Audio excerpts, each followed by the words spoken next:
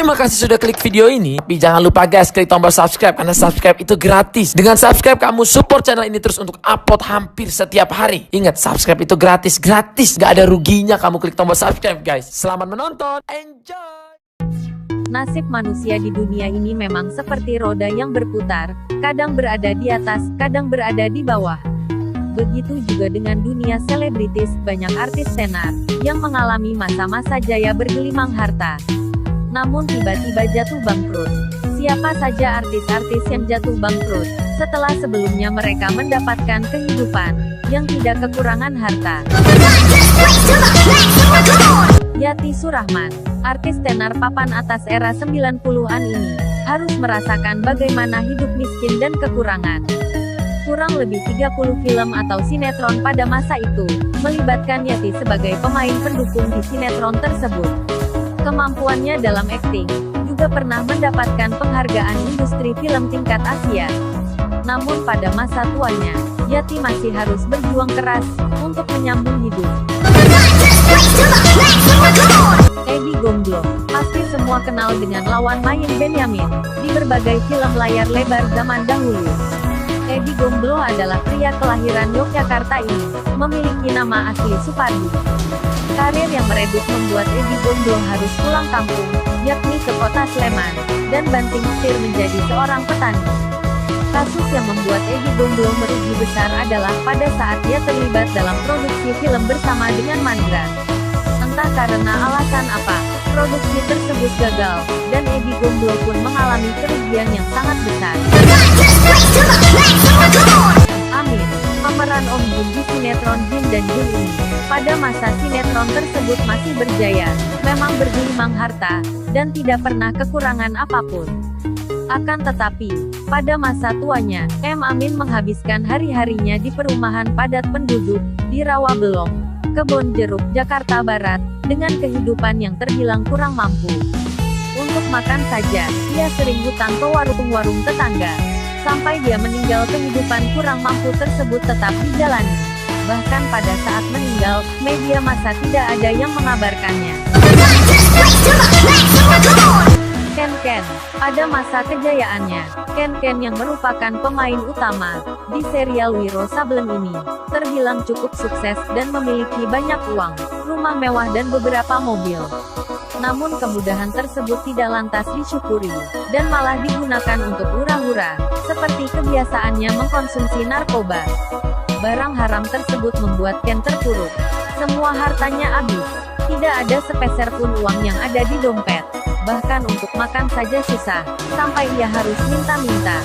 Ken bercerita, "Dulu, waktu saya masih berjaya, uang tidak ada artinya untuk saya. Sesuka hati saya habiskan, termasuk untuk membeli narkoba, rumah mewah, 4 mobil, semuanya saya jual untuk menyambung hidup sehari-hari." Bambang Triyono berperan sebagai Kentung di sinetron Tuyul dan Bayu pada era 90-an. Sinetron tersebut sangat laris pada masa itu. Tidak heran jika Bambang Triyono pun memiliki harta yang cukup. Namun pada saat dia sudah tidak menjadi aktor lagi, kehidupannya berubah drastis menjadi kehidupan yang bisa dibilang mengenaskan. Bambang hanya mampu hidup di rumah kos yang sempit dengan peralatan yang seadanya.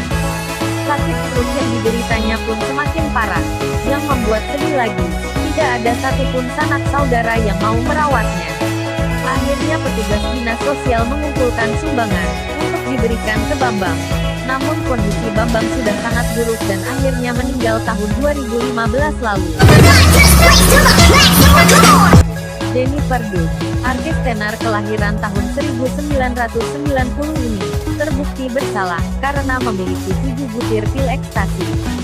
Dia tersandung kasus hukum ini pada tanggal 12 Oktober tahun 2009, dan harus mendekam di rutan Pondok Bambu, selama kurang lebih 2 tahun.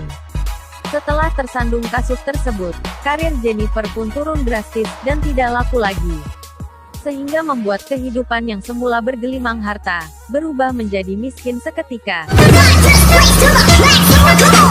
Laila Sari adalah artis senior, yang saat ini terkadang masih muncul di layar kaca. Namun meskipun masih aktif di dunia hiburan, Ternyata kehidupan wanita kelahiran 1935 itu tidak semulus yang kita kira. Setelah suami dan ibunya sakit, Laila Sari banyak kehilangan harta untuk pengobatan suami dan ibunya. Bahkan sekarang harta tersebut telah ludes. Suami Laila menderita stroke selama hampir 6 tahun. Dan pada saat yang sama, ibunya juga jatuh sakit, dan harta Laila yang diperoleh dari dunia hiburan, terpaksa digunakan untuk pengobatan mereka. Namun akhirnya ibu dan suaminya meninggal dunia. Perhiasan, rumah, mobil, sudah terjual semuanya. Ia sampai membuka warung nasi kecil di rumahnya, untuk menyambung hidup. Aminah Cendrakasih, penggemar sinetron Sidul Anak Sekolahan, pasti kenal dengan Aminah Cendrakasih atau biasa dipanggil Maknya di sinetron tersebut. Maknya kehilangan banyak hartanya, karena pengobatan untuk matanya, yang mengalami kebutaan akibat penyakit glaukoma. Hingga saat ini, belum ada kabar kesembuhan dari Maknya. Ia pun akhirnya harus mengalami kesulitan ekonomi di masa sakitnya, karena harta yang dimiliki sudah ludes untuk pengobatan. Patile, Enhun Tile atau biasa dipanggil Patile, dikenal sebagai sosok yang baik hati, dan tidak pernah mempermasalahkan berapa honor yang dia terima. Pada masa tuanya juga, Patile harus hidup miskin dan kesusahan. Dia harus menghidupi 8 anaknya, di sebuah rumah lusuh. Kemudian masalah berlanjut, dia digugat cerai istri keduanya, dan akhirnya Patile meninggal dunia karena penyakit kronis yang dideritanya, sebelum perkara cerai tersebut selesai.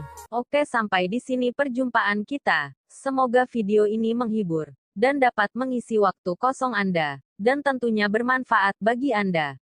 Terima kasih. Wassalamualaikum warahmatullahi wabarakatuh.